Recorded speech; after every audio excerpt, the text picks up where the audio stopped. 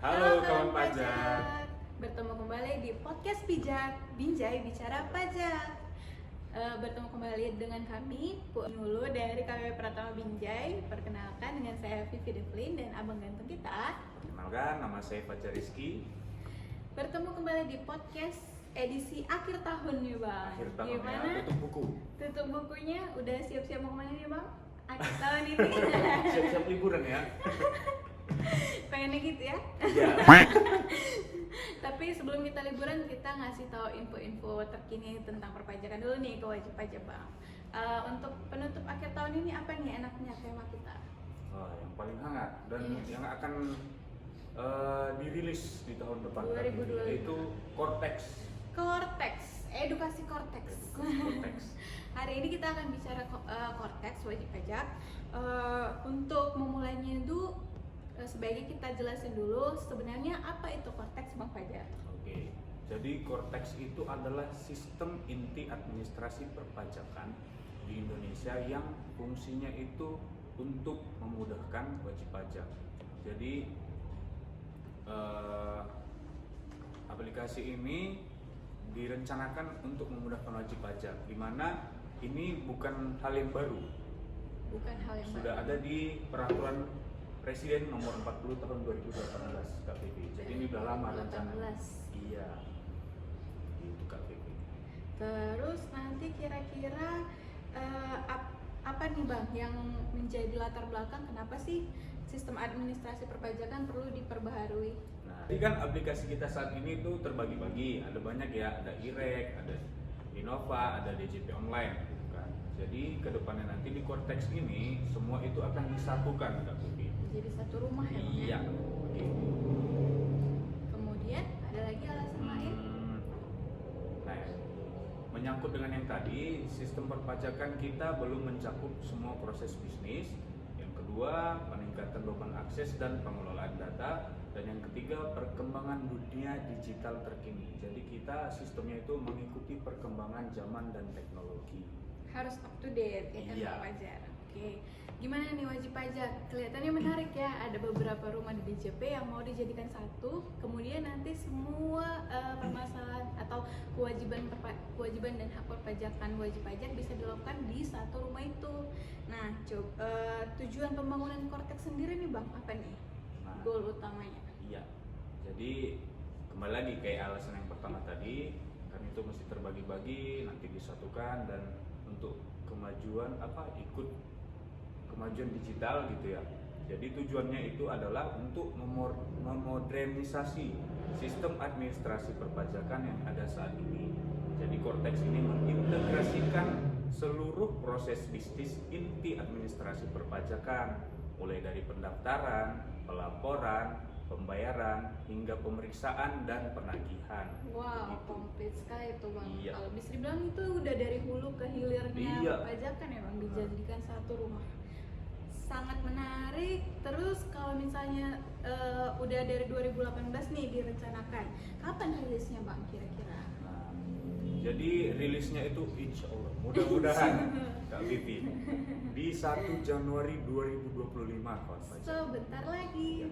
Kurang dari 1 minggu lagi ya. Oke, ketika rilis nanti nih bang, apa nih yang perlu kita persiapkan sedari ini untuk iya. mengaksesnya? Jadi yang perlu disiapkan itu kawan pajak, yang pertama identitas wajib pajak, yaitu berupa KTP ataupun NPWP. Yang kedua akun DJP online wajib pajak dan nomor handphone yang aktif serta email yang aktif. Itu yang diperlukan untuk aplikasi Cortex ini nanti. Kalau misalnya nggak ada, kira-kira konsekuensinya apa bang? Tidak bisa login, harus melakukan pendaftaran dulu.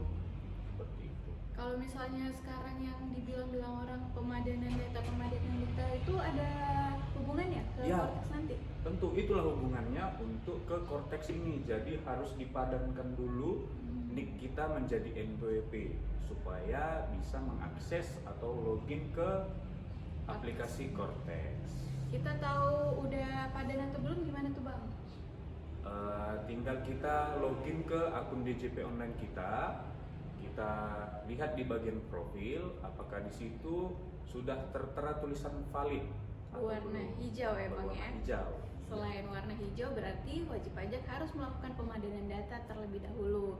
Coba dicek apakah nomor NIK-nya yang masih salah atau misalnya tempat tanggal lahir atau namanya, karena nama itu harus sesuai dengan KTP Bang ya. Misalnya Iya. di KTP dia Marga Sinaga tapi KTP-nya cuma S, berarti hanya boleh S di pemadanan nanti gitu Iya. Bang.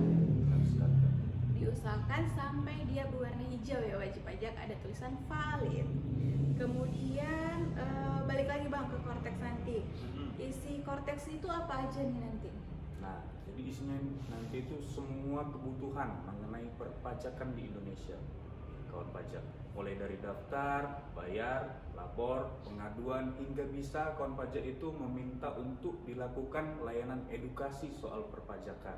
Apakah wajib pajak mengundang kami atau kami yang datang ke tempat wajib pajak atau kawan pajak. Begitu. Lengkap sekali mulai dari daftar, bayar, lapor, pengaduan, pelayanan edukasi dan lain-lain ya Bang ya. Lengkap. Kayaknya kalau misalnya kita mau trial dan errornya, kira-kira ada aplikasi simulasinya nggak nih Bang? Nah, jadi kawan pajak tinggal buka saja dari Google, gitu ya.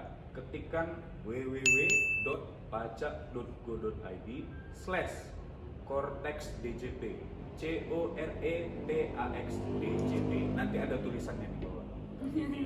Langsung muncul ya karena Iya. udah sering dicari Nah, orang. itu bagi yang sudah memiliki akun DJP online. Lalu nanti masukkan ID pengguna, yaitu nomor induk kependudukan atau nomor NPWP-nya. Lalu masukkan kata sandi DJP online-nya, masukkan kode CAPTCHA dan klik tombol login. Setelah nanti login, wajib pajak akan diminta untuk mengatur ulang kata sandi, yaitu yang pertama pilih tujuan konfirmasinya, apakah dia surat elektronik atau nomor gawai. Nah, masukkan alamat ponsel atau email jika memilih surat elektronik, atau nomor gawai atau nomor handphone jika memilih nomor gawai. Lalu masukkan kode CAPTCHA, centang pernyataan dan klik tombol kirim. Periksa ponsel atau SMS yang berisikan tautan ubah kata sandi yang dikirimkan oleh sistem. Pastikan mengirim ponsel atau SMS tersebut adalah domain @pajak.go.id untuk ponsel atau DJP untuk SMS. Begitu. Kayaknya sudah nggak sabar nih mau nyoba Bang. Cuman nanti kan ada nih beberapa wajib pajak yang misalnya nanti udah berhasil nih login, cuman dia takut ketika mau coba-coba bikin lapor atau buka-buka profil atau masukin misalnya kode billing gitu, itu nanti akan mengganggu database-nya di perpajakan sebenarnya nggak sih? Nah, jadi ini kan prosesnya masih pra-implementasi Kak Binti. Jadi apabila kawan pajak itu mengklik apapun atau mungkin terkirim, tersubmit apapun, itu tidak akan mempengaruhi akun dari wajib pajak sendiri atau database dari wajib pajak sendiri. Nanti ketika memang sudah benar-benar implementasi, itu akan di-reset semua, akan dihilangkan semua kawan pajak. Jadi tidak perlu khawatir, tidak perlu takut nanti dikiranya nanti terklik, oh nanti saya kena surat tagihan ini. Enggak, Iya. seperti itu kawan pajak. Saya terbitkan kode billing, ntar ditelepon suruh bayar nih. Harus bayar, enggak, seperti itu ya kawan pajak. Semuanya hanya berupa ini ya Bang, data sementara gitu ya, yang tidak akan Ya. mengganggu database wajib pajak di sistem kami yang sebenarnya. Jadi wajib pajak nggak perlu takut, silahkan dicoba-coba aja dulu aplikasi simulatornya, gitu kan Bang? Ya. Oke, terus Bang, kemudian kalau misalnya wajib pajak nanti udah nyoba-nyoba nih di rumah, dibuka aplikasinya, masih ada kendala, gimana nih? Boleh nggak datang langsung ke kantor pajak untuk latihan atau ada cara lain nggak untuk latihan simulator? Nah, tentu boleh. Kami pun juga senang ya Kak, kalau wajib pajak itu datang langsung untuk konsultasi mengenai Cortex ini. Nanti datang ke kantor pajak, pilih antrian ke helpdesk. Harus ke kantor pajaknya terdaftar atau di mana aja boleh? Nah, jadi kita fleksibel, tidak harus ke kantor pajak terdaftar, bisa di kantor pajak manapun yang terdekat dari domisili kawan pajak. Seperti itu kan. Kalau misalnya mau ketemu kita ya berarti helpdesk KPP Pratama Binjai Ya, gitu benar, ya. KPP Pratama Binjai. Oke, ada lagi nggak Bang? Kalau misalnya udah ke helpdesk, terus mau tahu lebih banyak tentang Cortex ini bisa kemana nih Bang kira-kira cari informasinya? bisa dari YouTube atau dari alamat web kami gitu ya, pajak.go.id, nanti pilih yang bagian reformasi perpajakan. Bisa juga dari Instagram, ada @ditjenpajakri, ada juga kanwil kami @pajaksumur1, dan KPP kami yaitu @pajakbinjai. Itu kalau mau informasi lebih lanjutnya ya Bang. Pastikan Instagram yang kawan pajak tadi yang @pajakbinjai yang sudah centang biru ya Bang, karena sekarang nih katanya lagi banyak phishing, informasi phishing gitu ya Bang. Sekarang kita tambahin itu kali. Jadi kalau wajib pajak menerima informasi atau mencari informasi, cari yang kalau misalnya di Instagram yang centang biru. Kemudian kalau misalnya di WA atau di telepon itu pastikan dulu ke kantor, karena sekarang sedang banyak penipuan gitu ya. Iya, Bang, lagi marak-maraknya penipuan. jangan sembarangan memberikan data atau jangan sembarangan mengiyakan atau gimana ya, langsung merespon WhatsApp yang datang ke kita gitu. Iya. Lebih baik datang langsung ke kantor dikonfirmasi. Nah, gitu ya, kadang-kadang kan isi pesannya itu mengintimidasi Kak Vivi, Iya. kayak membuat psikologi kita itu dimainkan gitu, kayak harus bayar, kalau tidak nanti denda segini, atau kami ingin mengembalikan dana pajak Anda, padahal Minta kawan nomor pajak tuh rekening gitu ya. kawan pajak tuh belum ada membayar apa-apa gitu kan, tiba-tiba kok mau dikembalikan gitu. Jangan langsung percaya, harus pastikan lagi ke kantor pajaknya. Bisa lewat mana nih Bang? Bisa lewat telepon atau dari @pajakbinjai tadi tertera kawan pajak nomor konsultasi kami. Pastikan Instagramnya @pajakbinjai yang ada centang birunya. Centang biru. Kemudian masih ada waktu nggak? Oke. Lalu Bang, kalau misalnya nanti udah bisa nih login ke aplikasi simulatornya, itu kan ada beberapa menu nih yang paling atasnya. Boleh nggak dijelasin kira-kira menunya itu apa aja dan kita bisa mengakses apa aja dari situ? Yang pertama kan kalau nggak salah ada profil ya Bang, menu profil. Ya. Di situ bisa ngeliat apa tuh Bang? Nah, jadi di menunya itu nanti ada profil, di situ tertera semuanya identitas dari kawan pajak. Nah, yang perlu kami sampaikan itu ada satu menu yang paling baru dari kami kawan pajak, yaitu mengenai deposit pajak. Nah, Jadi apa tuh Bang? kita bisa isi saldo ini ke dalam NPWP kita. Dia kayak di bank lah, tapi dia tidak berbunga Kak Vivi. Nah, inti kayak Shopee Pay atau Iya. OVO gitu emang Seperti kita itu. kan masukin saldo tapi nggak berbunga, cuman kapan aja bisa digunakan ketika kita Iya. butuh. Jadi harus kita isi dengan cara membuat kode billing. Membuat kode billingnya pun dari menu Cortex kawan pajak juga, jadi tidak perlu datang ke kantor pajak. Nah, itu juga yang baru. Jadi kawan pajak mulai dari tadi ya, daftar bayar laporan. Bayarnya itu bisa buat billing sendiri dari akun Cortex-nya. Lalu tinggal bayar dan masuklah tadi depositnya ke akun kawan pajak semua. Kemudian nanti kalau wajib pajak bikin SPT, ada menu surat pemberitahuan yang paling atasnya nanti di simulatornya. Kalau misalnya depositnya cukup, SPT-nya bisa langsung terlapor gitu ya Bang? Bisa, kalau statusnya kurang bayar dan depositnya itu saldonya mencukupi, bisa langsung dipotong dari depositnya kawan pajak. Jadi tidak perlu membayar lagi, sudah terbayar dari depositnya. Dan ada satu menu baru juga katanya Bang, nanti di atas itu ada buku besar wajib pajak ya Bang? Nah itu iya, apa tuh Bang? buku besar. Jadi buku besar itu isinya adalah saldo rekening deposit tadi. Saldo rekening, maaf, saldo deposit tadi Kak Vivi. Jadi isiannya pembukuan kayak dia Intisari pembukuan gitu iya, Bang? kayak di buku rekening kita itu. Nah, itu jelas dia terpotong segini atas transaksi apa, atas pembayaran pajak apa gitu. Koran. Masuk segini, itu atas apa gitu. Seperti itu Kak Vivi. Jadi jelas, tidak akan ada yang kami telak depositnya kawan pajak semua. Ataupun kalaupun kawan pajak mau ngecek kewajibannya setahun udah dilakukan semua atau belum, bisa dari buku besar itu ya Bang? Bisa. Karena ada detailnya tuh Iya. nanti. Ada kredit, ada debitnya, jelas di situ Oh, semua. ada rangkumannya ya Bang. Iya. Kalaupun ada masih harus dibayar, ada juga saldo yang masih harus dibayar di atas itu kan? Ada. Itu nanti bayarnya bisa lewat deposit atau bikin kode billing sendiri gitu kan. Ya. Nah, ngomong-ngomong masalah pembayaran yang deposit ataupun bikin kode billing sendiri tadi nih Bang. Jadi kode billing itu apa sih? Kalau misalnya wajib pajak mau bayar, bukannya biasanya kita transfer atau gimana nih Bang? Cara bayar pajak itu gimana sih? Nah, jadi cara bayar pajak itu kita membuat kode billing. Kita tidak mentransfer ke nomor rekening. Nomor rekening siapapun Nah, enggak? bukan nomor rekening siapapun. Dia terbit kode billing. Itu langsung masuk ke kas negara. Jadi kembali ke yang penipuan tadi. Oh, iya. Nah, kalau dia minta transfer ke nomor rekening, jangan jangan percaya. Kita hanya menerima melalui pembayaran kode billing kawan pajak. Seperti itu. Supaya apa yang wajib pajak sampaikan itu langsung masuk ke kas negara, jangan Ya, ke kas yang lain. ya ke kas yang lain-lain.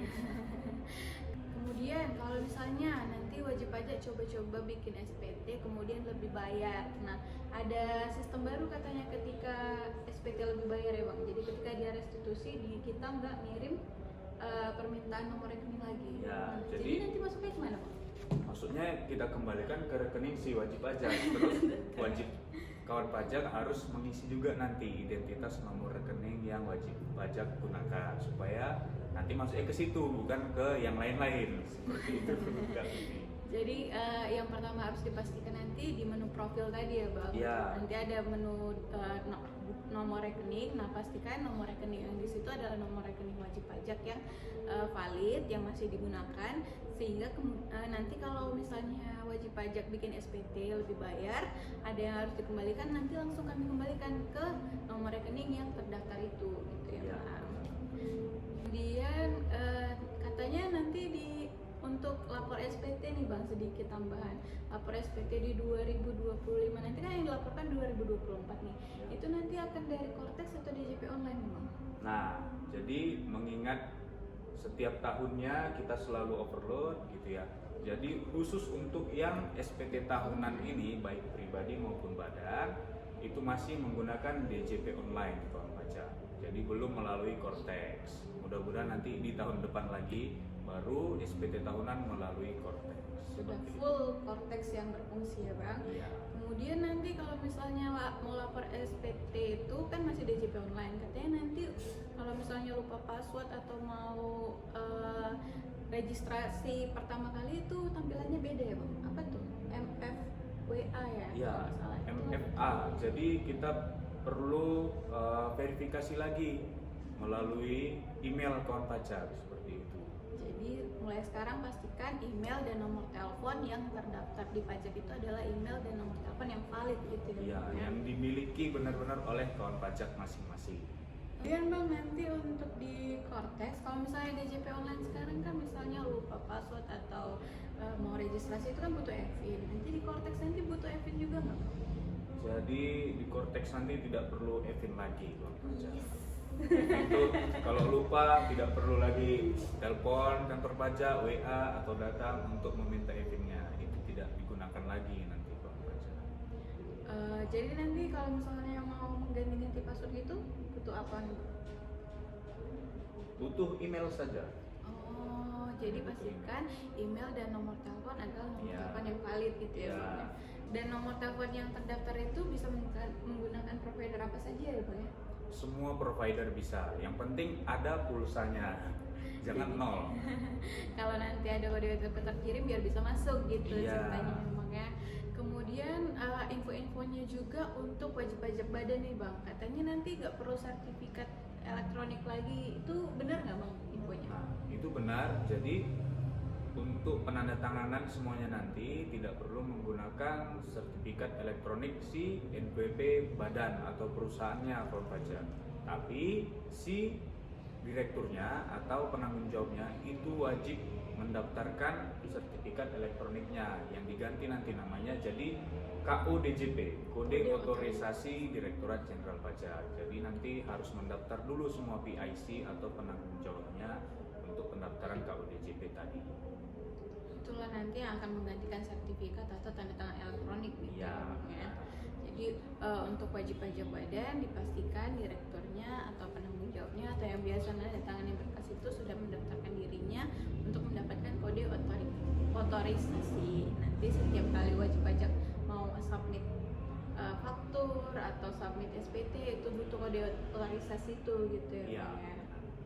Kemudian ada menu kedua nih Bang, setelah profil wajib pajak. Di samping profil wajib pajak nanti ada e-faktur. Nah, itu maksudnya faktur bisa dibuat juga melalui Cortex itu gitu ya Bang ya? Iya, benar, bisa.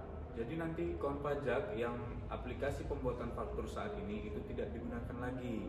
Jadi cukup dari Cortex-nya buat fakturnya, Bayar buat billingnya. bayar billingnya, buat SPT masanya, semuanya dari situ kawan pajak. Dia tidak, tampilannya hanya beda media saja. Kalau tata caranya kurang lebih sama yang saat ini sedang berlaku seperti itu. Kemudian nanti enaknya juga di Cortex, kalau sekarang kan kita buat faktur terus PDF-nya itu either kita printkan, kita kasih ke wajib pajak, ke rekanan kita, atau kita kirimkan ke WA nih PDF-nya. Nah, nanti ada perlu lagi nggak sistem-sistem ngirim-ngirim PDF gitu? Nah, jadi nggak ada lagi. Kalau kita memang sudah menerbitkan faktur pajak ke lawan transaksi kita atau rekanan Melalui kita, Cortex itu. nah muncul juga di notifikasi Cortex-nya, di situ tertera telah diterbitkan oleh si penjual. Nah, nanti si pembeli atau rekanannya itu tinggal buka Cortex-nya, kemudian langsung kreditkan faktur pajak yang memang bisa Iya. dikreditkan. Nah, itu juga kawan pajak. Di Cortex nanti faktur pajak masukan yang bisa dikreditkan itu tidak bisa dibawa ke 3 masa pajak berikutnya. Hanya bisa dikreditkan di masa pajak faktur pajak itu terbit. Seperti itu. Tapi lebih mudah ya kan Bang, karena nggak butuh nungguin data dari penjual lagi. Kita Iya. tinggal langsung kreditkan aja sesuai dengan apa yang kita miliki di faktur pajak masukan Cortex kita.